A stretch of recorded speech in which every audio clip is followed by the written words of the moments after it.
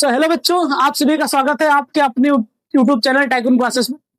आज इस lecture series में जो हमारी पीवाईक्यू सीरीज चल रही है, आज हम कुछ इंपॉर्टेंट जबरदस्त वाले क्वेश्चन करने वाले हैं जो आपके एग्जाम के लिए ओरिएंटेड है और लगभग हर साल आपके एग्जाम में पूछा जाता है। तो आज की चर्चा करने से पहले हम लोग पहला क्वेश्चन उठाते हैं अपना, जो कि कल हमने होमवर्क में आपको दिया था। क्या था अपना क्वेश्चन भैया? क्वेश्चन की हमारी शुरुआत करते हैं हम कि राउल्ट के नियम को समझाइए। यही था हमारा भैया क्वेश्चन, यही था ना? याद आ रहा है कुछ? हाँ सर, पूरी बात याद आ रही है। राउल्ट के नियम को समझाइए। सर आज तक हमें नहीं समझे तो समझाएंगे क्या? अरे समझा लोगे, तुम लोग होशियार आदमी हो, है कि नहीं? तो राउल्ट के नियम को हमें समझाना है, चलो समझाते हैं भैया। क्या कहता है राउल्ट का नियम?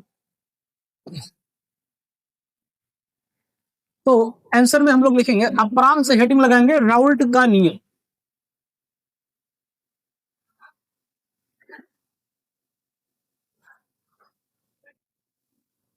तो क्या कहता है राउल्ट का नियम?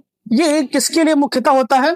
तो ये हम मुख्यतः बात करते हैं वाष्पशील द्रव के लिए, ठीक है ना? तो किसी वाष्पशील द्रव के विलयन में स्टेटमेंट क्या कहता है? किसी वाष्पशील द्रवों के विलयन में। अच्छा, अब सवाल आता है कि वाष्पशील क्या होते हैं? वाष्पशील का मतलब यह है कि वैसे भी द्रव जिनको हम गर्म करें तो गर्म करने पर उनका वाष्प बने। अब वाष्प बनेगा तो उस पात्र में उतना ज्यादा वाष्प के द्वारा क्या होगा? दाब लगाया जाएगा, तो उतना ज्यादा वाष्प दाब पड़ेगा। तो इसी पर इनका बेस्ड ये नियम था कि विलयन में प्रत्येक घटक का आंशिक दाब, जितने भी उसके कंपोनेंट होंगे, प्रत्येक घटक का आंशिक दाब उसके मोल प्रभाज्य के समानुपाती होता है। स्टेटमेंट क्या कहता है? उसके मोल प्रभाज्य के समानुपाती होता है ना? किसके? जिस घटक की बात आप कर रहे हो, ठीक है ना, घटक का, प्रत्येक घटक का आंशिक दाब उस घटक के मोल प्रभाज्य के समानुपाती होता है। मोल प्रभाज्य के समानुपाती होता है।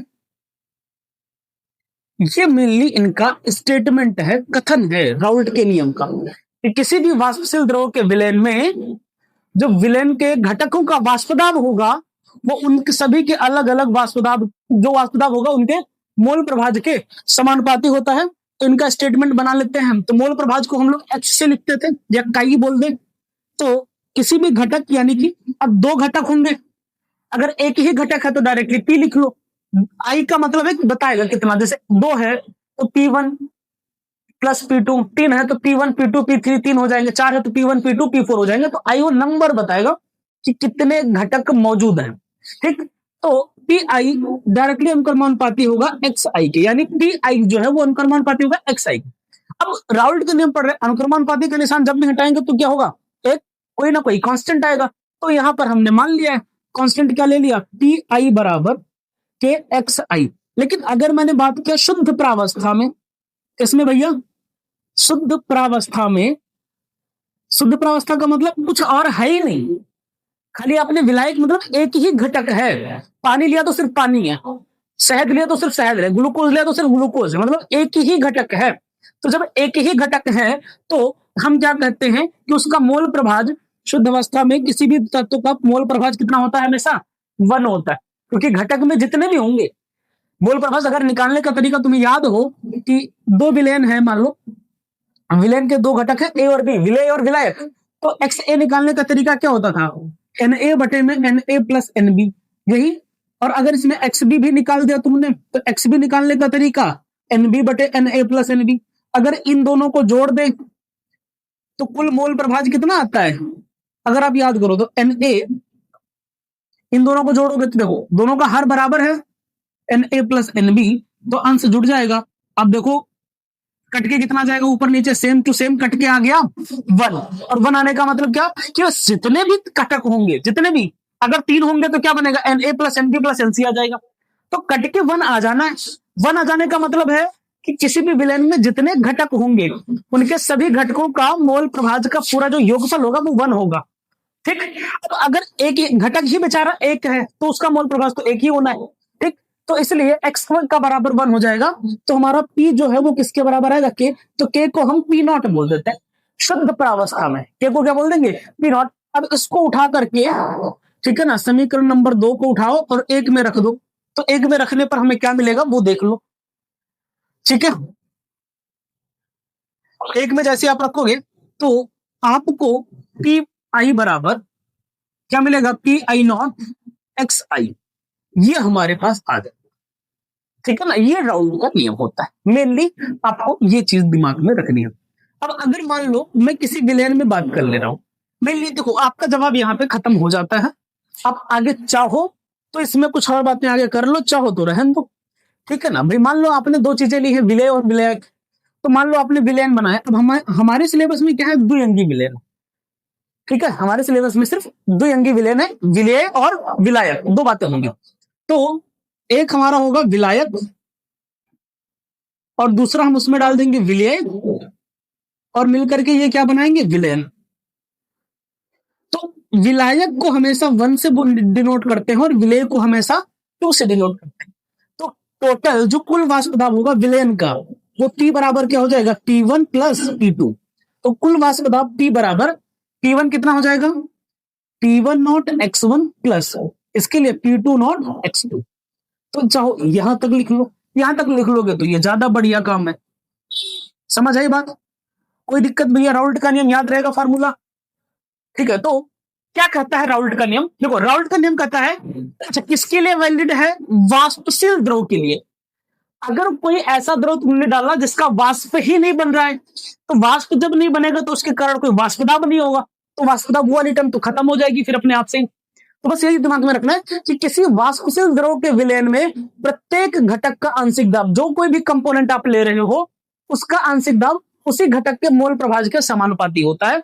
पी आई प्रोपोर्शनल एक्स आई, अनुक्रमानुपाती का निशान हटाया, कांस्टेंट लगाया, शुद्ध प्रावस्था में मोल प्रभाज्य हमेशा 1 होता है, तो एक्स की वैल्यू 1 रखी तो पी आई किसके बराबर हो गया, के के बराबर। तो के का मान ये उठा करके यहां रख दिया, तो पी बराबर क्या मिल गया, पी नॉट इंटू एक्स। अब अगर विलय और विलायक दोनों मिलाकर के विलयन बना रहे हैं, अगर द्विअंगी विलयन है तो विलायक को हम 1 बोलते हैं, इसको 2, तो विलायक का वाष्पदाब और विलय का वाष्पदाब, विलायक तो P1 बराबर P बराबर क्या होता है, P नॉट एक्स होता है ना, तो P1 के लिए P1 नॉट एक्स आई, ठीक है, x1, और इसके लिए क्या लिखेंगे, P2 नॉट x2। तो ये हमारा ओवरऑल राउल्ट का नियम है। चलो छापो जल्दी से।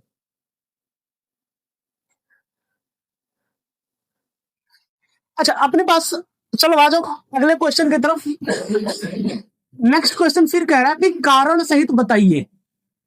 अब तुम्हें कारण देने हैं, किसके कारण देने हैं, कि भैया पहला ये है कि जो संक्रमण तत्व हैं,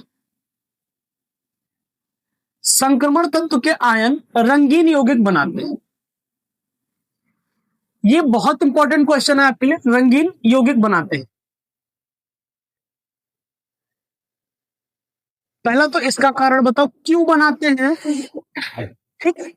और दूसरा इन्होंने पूछा हुआ है कि, दूसरा क्वेश्चन क्या पूछा हुआ है कि भैया संक्रमण धातुएं तथा इनके ज्यादातर यौगिक।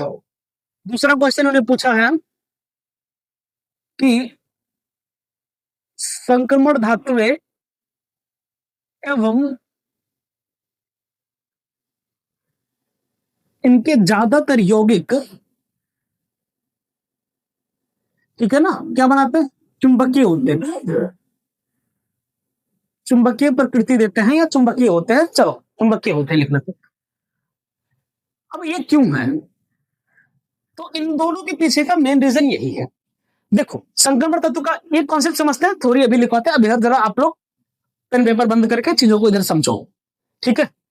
संक्रमण तत्व के आयन रंगीन यौगिक क्यों बनाते हैं, ये बहुत अच्छा हमने वहां पर आपको एक्सप्लेन किया है सहसंयोजन यौगिक में, ठीक है ना। रंगीन आयनों का बनना, क्यों रंगीन आयन बनते हैं, ठीक है ना। लास्ट टॉपिक जो सीएफटी हमने पढ़ा था ना, क्रिस्टल फील्ड थ्योरी, अलग अलग वेवलेंथ को एब्जॉर्ब करते हैं, अवशोषित करते हैं ना, इसकी वजह से जब वो उनका उत्सर्जन होता है तो बाकी अलग अलग रंगों को वो, चलो यहां पे एक्सप्लेन करते हैं। फिलहाल देखो कि जो आपके पास संक्रमण तत्व होते हैं, इनके पास एक नेचर है संकुल यौगिक का निर्माण करने का। क्या निर्माण करने का, संकुल, संकुल का मतलब है उपसहसंयोजन यौगिक बनाने की प्रवृत्ति इनके अंदर होती है। अब जब ये उपसहसंयोजन यौगिक बनाते हैं तो उपसहसंयोजन में एक काम आता है क्या? एक काम क्या है? लिगेंड। एक शब्द आता है ना, लिगेंड। तो जब ये लिगेंड के कांटेक्ट में आते हैं, बच्चा हेलो, नजरें इधर। तो जब ये लिगेंड इनके कांटेक्ट में आता है तो जो इनका डी कक्षक है वो दो ऊर्जा स्तर में टूट जाता है, ठीक है। और जब ये दो एनर्जी लेवल में टूटता है, जिसको हम लोग कहते हैं क्रिस्टल क्षेत्र विपाटन, नाम क्या देते हैं इसको? क्रिस्टल क्षेत्र विपाटन। कैसे होता है? तो जब ये डी कक्षक है हमारा, जब इसके कांटेक्ट में कोई लिगेंड आया, ठीक है बच्चा, तो ये दो अलग अलग एनर्जी लेवल में टूट जाता है। एक में तो आते हैं 3 कक्षक और एक में आते हैं 2 कक्षक। इसको हम कहते हैं T2G। क्या कहते हैं? T2G। और इसको कहते हैं EG, ठीक है। ये हमारा डी उपकोष है। तो जब ये ऐसा हुआ, ये टूटा, ठीक है ना, तो जाहिर सी बात है टूटेगा तो क्या करेगा? अब अगर कोई अनपेयर्ड इलेक्ट्रॉन यहां है, यहां कोई मान लो अनपेयर्ड इलेक्ट्रॉन, ध्यान रहे, दोनों ही केस में कोई पदार्थ अगर चुंबकीय प्रवृत्ति दिखा रहा है तो रंगीन आयन बना रहा है, तो कंडीशन एक, अयुग्मित इलेक्ट्रॉन होने चाहिए। अगर डी कक्षक में अयुग्मित इलेक्ट्रॉन अनुपस्थित है, नहीं है, तो ना तो वो रंगीन आयन बनाएगा ना तो वो चुंबकीय प्रवृत्ति दिखाएगा। उसके लिए पहली कंडीशन है कि भैया अयुग्मित इलेक्ट्रॉन होने चाहिए, ठीक। तो अगर इसके पास कोई अयुग्मित इलेक्ट्रॉन है तो अब ये क्या करेगा? अगर तुमने इस इलेक्ट्रॉन को, अयुग्मित इलेक्ट्रॉन को रेडिएशन दिया, सनलाइट, विकिरण दिया इसको, तो इसको क्या मिली भैया? एनर्जी, ठीक। अब चूंकि इसकी एनर्जी ज्यादा है, पर इतनी ज्यादा नहीं कि वहां पहुंच में नहीं करेगा, ज्यादा है, इतनी ज्यादा नहीं कि वहां पहुंचे ही ना। तो ये इलेक्ट्रॉन जो होता है ये जंप करके अपने से ऊपर वाले एनर्जी लेवल में चला जाता है, ठीक है। ये जंप करके कहां चला जाएगा? अपने से ऊंचे वाले एनर्जी कक्षा में चला जाता है। तो जब ये यहां जाएगा, अब जब ये वहां पे कुछ देर तक रहेगा, फिर वो वापस आएगा। तो जब ये वापस आता है तो ये एक बाकी तो रंग को ऑब्जर्व कर लेता है, बाकी रंगों को तो अवशोषित कर लेता है, एक पर्टिकुलर वेवलेंथ का विकिरण उत्सर्जित करता है। भाई इसने ऊर्जा ली ना, ऊर्जा लेके तो ऊपर गया था, अब नीचे आएगा तो ऊर्जा का त्याग करेगा, तो ऊर्जा का त्याग करेगा तो एक पर्टिकुलर वेवलेंथ का एमिशन होगा, विकिरण का उत्सर्जन करेगा। तो जो ये विकिरण का उत्सर्जन करेगा पर्टिकुलर वेवलेंथ का, उसके करस्पॉन्डिंग कोई ना कोई उस तरंग की क्या होती है? वेव, जो तरंग होगी उसका कुछ ना कुछ उसका अपना रंग होता है। तो इस प्रकार ये रंगीन आयन का निर्माण करते हैं। ये इनकी थ्योरी हो गई। और सेम कहानी इसके लिए भी है, क्योंकि डी कक्षक में क्या होता है कि बहुत सारे रिक्त कक्षक होते हैं। डी कक्षक में बहुत सारे रिक्त कक्षक होते हैं, जिनके कारण जो इलेक्ट्रॉन होता है, इलेक्ट्रॉन यहां से वहां जा सकता है, तो परस्पर अन्योन्य क्रिया बहुत ज्यादा होती है। और परस्पर अन्योन्य क्रिया होने के कारण ये क्या करते हैं? चुंबकीय प्रवृत्ति दर्शाते हैं। तो चलो एक बार इनकी थ्योरी लिखते हैं थोड़ा सा, ठीक। उम्मीद करते हैं समझ आ गई होगी बात। तो ये क्या कहते हैं डेफिनेशन, ये क्या कह रही है कि देखो, जब इनका संक्रमण हो, वही बातें मैंने थ्योरी में भी लिखी हुई है कि संक्रमण धातुओं में उपस्थित जो अयुग्मित इलेक्ट्रॉन होता है, अनपेयर्ड इलेक्ट्रॉन, वो जैसे ही विकिरण लेगा, दृश्य ऊर्जा को क्या करेगा? अवशोषित करके अपने से ऊंची ऊर्जा स्तर में चला गया। तो जब क्या नाम है, ऊंची ऊर्जा स्तर में गया, तो वहां जाने के बाद में क्या हो गया? डी संक्रमण हो, मतलब ये अलग अलग हुए हैं, टूटे हुए हैं। तो संक्रमण के बाद क्या हुआ कि अपनी जब मूल अवस्था में तरंग की विकिरण का उत्सर्जन कर दिया, ठीक है ना, ये लैम्डा क्या? तरंग, और जिसके कारण प्रकाश श्वेत ना होकर के रंगीन दिखाई देता है, ठीक। ये बात इसकी। और यहां पर भी वही कहानी कि अयुग्मित इलेक्ट्रॉनों की संख्या होगी जिसमें कण एंथैल्पी ज्यादा होगी, कण एंथैल्पी ज्यादा होगी तो अंतरा परमाणविक अन्योन्य क्रियाएं बहुत ज्यादा होती हैं, जिस कारण उनके मध्य में एक प्रबल आकर्षण बंध आबंध स्थायी हो जाता है या बन जाता है, जो भी आप समझ लो। फिलहाल ये अपने पास में था, तो चलो आप लोग भी फटाफट इसका स्क्रीनशॉट और ले लो भैया, या वीडियो रोक के बढ़िया लिख लो, है नहीं? हाँ, चलो अगले क्वेश्चन की तरफ हम आगे बढ़ते हैं। अगला क्वेश्चन हमारा है कि उपसंयोजन यौगिक दिए गए हैं कुछ, और उनका आपको आयुपेसी नामकरण लिखना है। तो चलो अगला क्वेश्चन लिखो, दिए गए यौगिकों का आयुपेसी नामकरण लिखिए। क्या करना है भैया? दिए गए यौगिकों का आपको आयुपैक नेम लिखना है, आयुपैक नाम लिखो। पैक बनाना नहीं था, पैक आयुपैक नाम लिखना है। हम लोग सीबीएसई वाले नहीं है, आयुपीएसी बोलो शुद्ध शुद्ध। हाँ, कौन कौन सा कंपाउंड है? पहला फर्स्ट तुम्हें दिया हुआ है Cr Cl2 An2, यहां पर लास्ट में Cl। ठीक, पहला हो गया। फिर दूसरा इधर ले लो, दूसरा कंपाउंड है CS, अच्छा caesium, okay, FeCl4।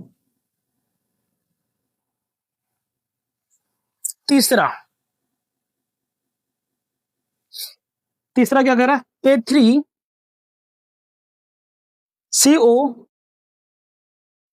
C2O4 whole thrice.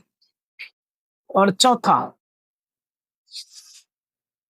COCl3 NH3 का होल थ्राइस। ठीक है, तो नाम लिखते वक्त भैया थोड़ा सा ये ध्यान रखना है कि अल्फाबेट को थोड़ा सा क्रम में रखना पड़ेगा, बस इतनी सी बात है। चलो आ जाओ भैया, नाम लिखते हैं। नाम लिखने के क्या क्या प्रोसेस है। सबसे पहला और महत्वपूर्ण कदम ये है, सेंट्रल मेटल एटम की ऑक्सीकरण संख्या निकालना।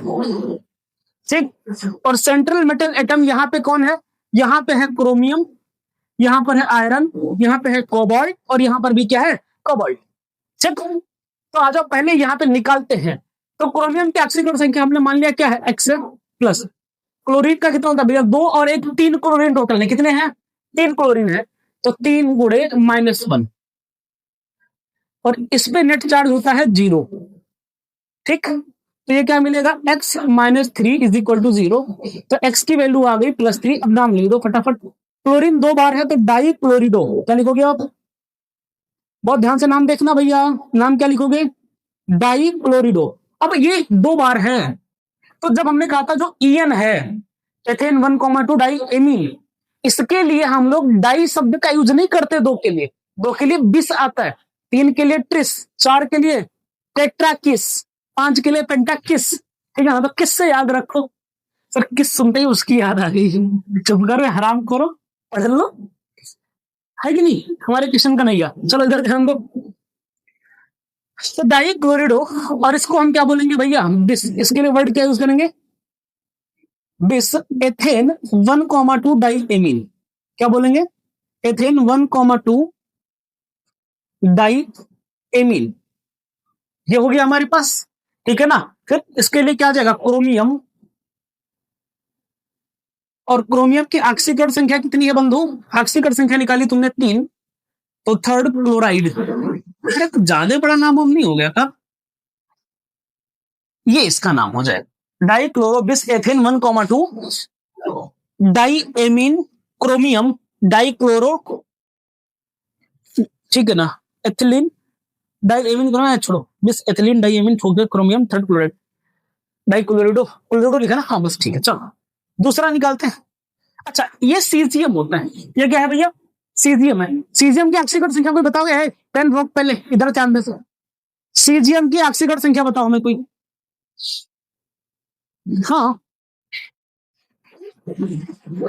अगर तुम सीजियम को देखो तो वो पहले आवर्त में आता है सोडियम वाले में, हेलिना करबड़ी से प्रूफ निकला है कि नहीं। तो जो ऑक्सीकरण संख्या सोडियम की होगी वही पोटेशियम की होगी, वही रुबिडियम की, वही सीजियम की। तो सीजियम की भी ऑक्सीडेशन स्टेट कितनी है, तो +1 होती है, क्योंकि सोडियम भी 1 इलेक्ट्रॉन देगा, पोटेशियम भी 1 ही देता है, तो सीजियम भी 1 ही देगा। तो भैया ये 1 इलेक्ट्रॉन देगा, तो इसके लिए +1। ठीक, Fe का निकालना है, कितने हैं भैया, 4 इंटू में -1 बराबर 0। तो 1 + x - 4 इज इक्वल टू 0। तो x - 3 बराबर 0। तो x की वैल्यू यहां पर भी कितनी आ गई, क्लियर है बात, कोई दिक्कत। Cl का -1 होता है ना, कोई दिक्कत है। चलो तो इसका नाम लिखो फिर, तो सीजियम पहले लिख लो, क्या लिखोगे भैया, सीजियम। इसके लिए टेट्रा क्लोरिडो, क्या लिखोगे इसके लिए भैया, 4 बार आया हुआ है तो टेट्रा क्लोरिडो। अब अगर यहां पे कोई पहले ना होता, बाद में होता, तो आयरन लिखते। जब पहले आता है तो 8 शब्द लगाते हैं, क्या लगाते हैं, 8 लगाते हैं, याद करो। तो जब 8 लगाएंगे तो आयरन ना लिख करके फेरेट लिखेंगे, क्या लिखेंगे इसके लिए। और ऑक्सीकरण संख्या इसकी कितनी थी, 3 थी, लो हो गया। Caesium tetrachloride. कौन सा मुश्किल काम है, इससे आसान तो कुछ हो भी नहीं सकता। इससे आसान तो अपना नाम लिखना नहीं है कि नहीं? उसके संग अकेले का नहीं। ठीक है? चलो आ जाओ यहाँ पे देखो। अच्छा एक बात है, अगर सबसे ज्यादा मजा कोई ले रहा है ना, यू आदमी, वो मतलब तरह तरह इतना बढ़िया मुस्की काटत है ना, एकदम इस्माइल की आजी वाली स्वीट सी। चल बेटा इधर देख लो, पढ़ लिख लो, मैं बोर्ड पेपर आ रहा है, अब तो सुधर जाओ। चलो आ जाओ, सबसे पहला कोबाल्ट की ऑक्सीडेशन स्टेट निकालो। पेनवन रोक दो, अभी रुक जाओ, कर लेते हैं, देंगे मौका लिखने के लिए, सब्र रखो। सब्र नहीं हो रहा है क्या? कि जल्दबाजी में हो अवस्थी? तो अभी भी ना सुनना, सबसे लिखवाओ। ठीक है हम लोग लिख लेंगे अभी। चले, पोटेशियम का +1 होता है, पोटेशियम का कितना होता है? +1। कोबाल्ट का निकालना है X, और ये ऑक्सीडेटिव आयन है, क्या है? C2O4 ऑक्सीडेटिव आयन होता है। और ऑक्सीडेटिव आयन क्या होता है भैया? COO माइनस, COO माइनस, तो -1 टोटल नेट चार्ज होता है -2। तो इसके लिए क्या लिखोगे भैया, कितनी बार आया है? 3 इंटू में -2 इज इक्वल टू 0। तो ये आ जाएगा 3 + x - 6 बराबर 0। तो x - 3 बराबर 0, x की वैल्यू आ जाएगी +3। ठीक है, x की वैल्यू क्या आएगी? +3 आ जाएगी। अब इसका नाम बता दो क्या होगा फटाक से। ठीक है जल्दी बताओ बंधु, लिख लो यार, अब क्या दिक्कत है? पोटेशियम है तो पोटेशियम लिखो, पोटेशियम। ठीक है, अब लिगेंड, अब अंदर वाले को लिखना है इसलिए गैप दे दो। ठीक, अंदर वाले को लिखना। यहाँ पे थोड़ा सा मैंने गलती की भैया, गैप देना चाहिए था बीच में मुझे, सीजियम और टेट्रा के बीच, या गैप में दिया नहीं हूँ। आप लिखना तो थोड़ा बीच में गैप देना, क्योंकि जो आयन मंडल में होंगे उनके बीच गैप नहीं होता है। ठीक है ना, सॉरी, जो आपके संकुल सत्ता में वाले होंगे, ठीक है ना, उनमें गैप नहीं होता, बाहर वालों के बीच में गैप होता है। तो ये थोड़ा ध्यान रखना, यहाँ पे गैप देना हम भूल गए, यहाँ पे गैप दे रहे, ध्यान रखना, कर देना आप लोग। तो पोटेशियम यहाँ पर 3 बार आया हुआ, तो 3 बार के लिए ट्राई ऑक्सिलेटो, क्या बोलेंगे भैया इसको? ट्राई ऑक्सिलेटो।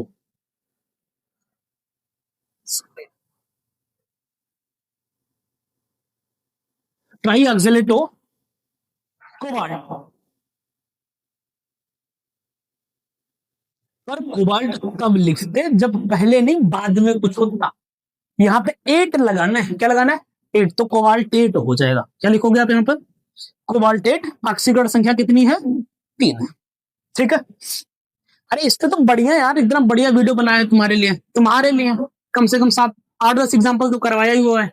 आयुपेशी नामकरण के, जाओ गूगल करो, उप संयोजन यौगिकों का नाम, आयुपेशी नामकरण बाई गिटिन सर, मिल जाएगा यार, क्या टेंशन ले रहे हो, इतना कर लेना तुम लोग। हाँ यार देखो क्या करें, मजबूरी है, थोड़ी बहुत प्रमोशन और मोशन करना पड़ता है ना, जाने रहो।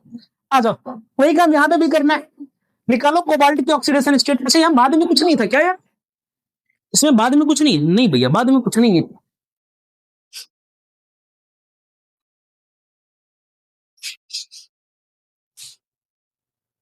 है पोटेशियम ट्राइक्लोरेट फेट, पोटेशियम ट्राइक्लोरोफेरेट, ये कहां से आ जाएगा? ऐसा तो एग्जाम्पल ही नहीं है। वो पगला गया वो, छोड़ो यहाँ आओ। कोबाल्ट का मान लिया हमने X, क्लोरीन का वही फिर -1, अमोनिया का होता है 0। मैंने पूरी टेबल बनवाई हुई है भैया, ध्यान रखना। तो X बराबर क्या मिलेगा? +3। अब नाम लिख लो इसका, क्या लिखोगे? ट्राई एमीन, 3 बार आया है कि ट्राई एमीन, अल्फाबेट के क्रम में लिखना होता है, ध्यान रखना भैया। तो try amine, ट्राइक्लोरिडो,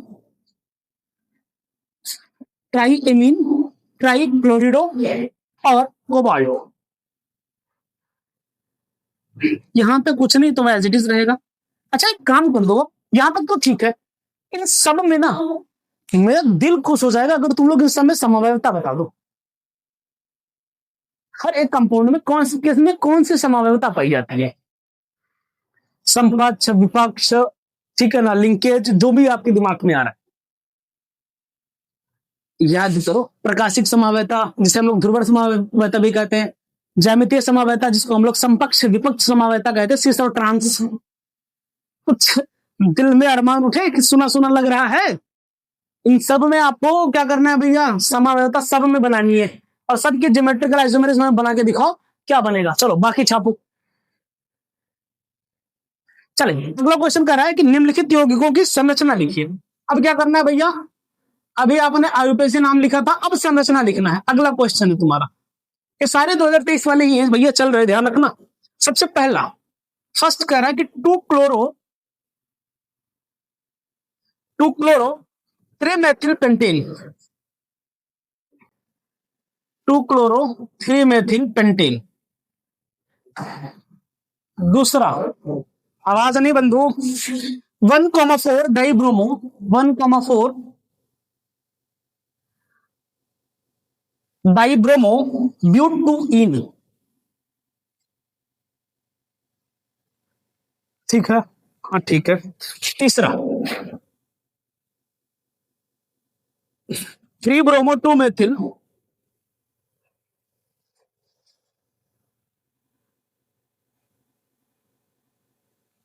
3 bromo 2 methyl benzene.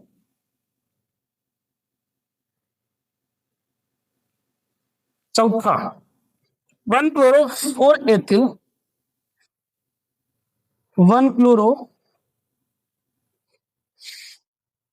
4 ethyl cyclohexane. 5 हैं, पांचों नंबर एक एक नंबर के हैं साइक्लोहेक्सेन। ठीक, और पांचवा तुम्हें दिया हुआ है 3 ब्रोमो 2 मेथिल ब्यूटूइन। एक बहुत आसान लिया हुआ है, 3 ब्रोमो 2 मेथिल ब्यूटूइन।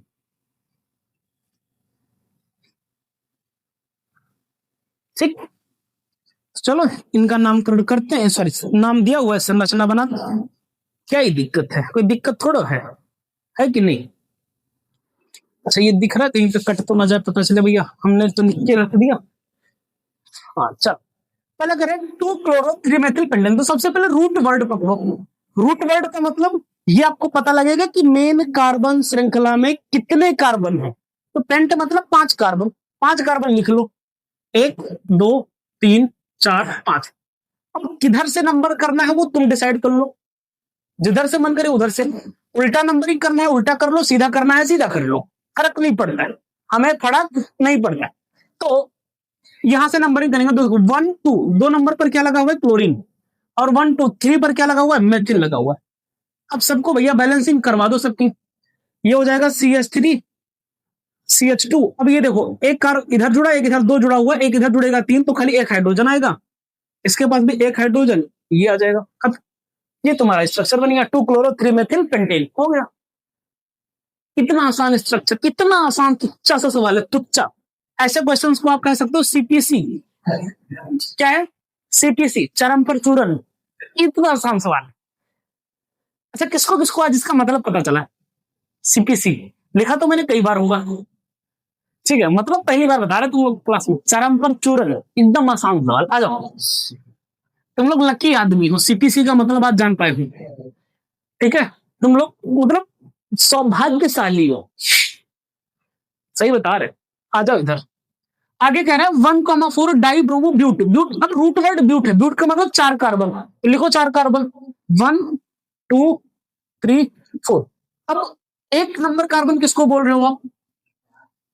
अब देखो ब्यूट टू इन, तो एक 2 का मतलब है 2 और 3 के बीच में कहीं लगा हुआ है, यानी यहां पे कहीं डबल बॉन्ड लगा हुआ है, ठीक है ना। अब नंबरिंग मान लो आपने यहां से किया तो एक नंबर, या उल्टा करते आए हैं, चलो उल्टा ही कर लेते हैं। यहां पर हमने ब्रोमीन लगा दिया, 1 ब्रोमो, 1 2 3 4, यहां पर भी एक ब्रोमीन लगा हुआ है। बस अब सबका बैलेंस करवा दो, 2 बॉन्ड इसके हो गए, 2 हाइड्रोजन चाहिए, देखो 2 1 3 हो गया, इसको 1 हाइड्रोजन चाहिए, 2 1 3 हो गया, इसको 1 हाइड्रोजन चाहिए, 2 बन गया, इसको 2 हाइड्रोजन चाहिए, लो हो गया, ठीक है ना, बन के तैयार हो गया तुम्हारा 1,4 डाई ब्रोमो ब्यूट। वैसे बुक वालों ने गलत बताओ, इन्होंने क्वेश्चन ही गलत लिखा, वैसे ब्यूट नहीं होगा, ब्यूटा टू इन होगा, और इन नहीं सही है, ब्यूट टू इन है, डबल बॉन्ड थोड़ी 2 बार है, हाँ सही है सही है, डबल बॉन्ड नहीं आया 2 बार, गुस्ताखी माफ हो, ब्रोमीन 2 बार आया हो। चलो आ जाओ इधर, करेक्ट, 3 ब्रोमो 2 मेथिल बेंजीन, तो बेंजीन बना लो, ये रहा बेंजीन।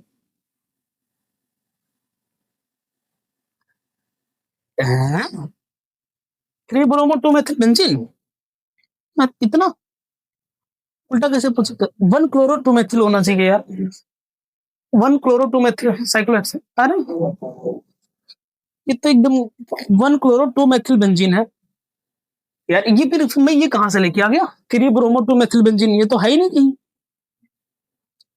1 क्लोरो 2 मेथिल बेंजीन है यार, मैं कहां से लेके आ गया यार? कहां से? तो ससुराल से है? अरे यार ससुराल तो है ही नहीं। 1 क्लोरो 2 मेथिल बेंजीन है, मतलब जहां पर आपने क्लोरीन लगाया, मान लो आपने यहाँ पे क्या लगा दिया? क्लोरीन ऊपर वाला, तो 1 नंबर, ये 2 नंबर, यहाँ पर आपने क्या लगा दिया? मेथिल। 1 क्लोरो 2 मेथिल बेंजीन हो गया। मतलब जस्ट पास पास दोनों लगा देना, कहीं भी लगा दो, यहाँ लगा दो, फिर भी कोई दिक्कत नहीं। मान लो तुमने सीएल यहाँ लगा दिया, ठीक है ना, वहां से हटा के सीएल यहाँ लगा दिया, दोनों पास पास होने चाहिए बस, बाकी नहीं फर्क पड़ता है। 1 क्लोरो 4 एथिल साइक्लोहेक्सेन। अच्छा, साइक्लोहेक्सेन और बेंजीन में अंतर इतना है, ठीक है, साइक्लोहेक्सेन और बेंजीन में सिर्फ अंतर इतना है कि भैया यहां पर बेंजीन में रिंग होती है, यहां पे रिंग नहीं होता है। साइक्लो मतलब चक्रीय यौगिक है, 6 कार्बन का, 6 कार्बन यहां लगा दिया, 1 2 3 4 5 6 कार्बन हो गए। अब इसके 1 नंबर पर क्लोरीन लगा दिया, 1 2 3 4, यहां पर क्या लगा दिया? एथिल। एथिल का मतलब होता है C2H5, एथिल का मतलब क्या होता है? C2H5, तो ये लगा दिया, हम हो गया हमारा साइक्लोहेक्सेन। पांचवा आ जाओ, 3 ब्रोमो 2 मेथिल ब्यूटोइन, क्या है? 3 ब्रोमो 2 मेथिल ब्यूट, ब्यूट का मतलब फिर वही 4 कार्बन, 4 कार्बन है तो लगाओ 4 कार्बन, 1 2 3 4, 2 नंबर के बीच डबल बॉन्ड आ जाएगा, 2 इन। आए रुक जाओ, अब नंबरिंग किधर से कर लो तुम, मान लो यहां से करो तो 1 2, 2 नंबर, ये उल्टा ही करते हैं तो उल्टा ही कर लेते हैं। 1 2 यहां पर क्या लगा देना है? मेथिल। 2 नंबर, 3 नंबर पे क्या लगेगा? ब्रोमीन, यहां पे लगा दो ब्रोमीन। अब देख लो सबका क्या 4 4 पूरा हो गया, इसको 3 हाइड्रोजन दे दिया CH3, 2 1 3 1 4, 2 1 3 1 4 पूरा है, और इसको भी 1 दे दिया तो ये CH3। ये हमारे पास इनका सबका स्ट्रक्चर हो। क्लियर हुई बात थोड़ी सी? तो इन सबका आईयूपीएसी नोमेनक्लेचर है। चले आप लोग इसको आराम से लिख लें, बाकी की चर्चा हम लोग अपनी अगली क्लास में करेंगे। और हाँ, अगली क्लास में हम लोग इस पहले सेट को समाप्त करेंगे, धुआं धुआं कर देंगे, उड़ा देंगे, खत्म कर देंगे। चलो छापो।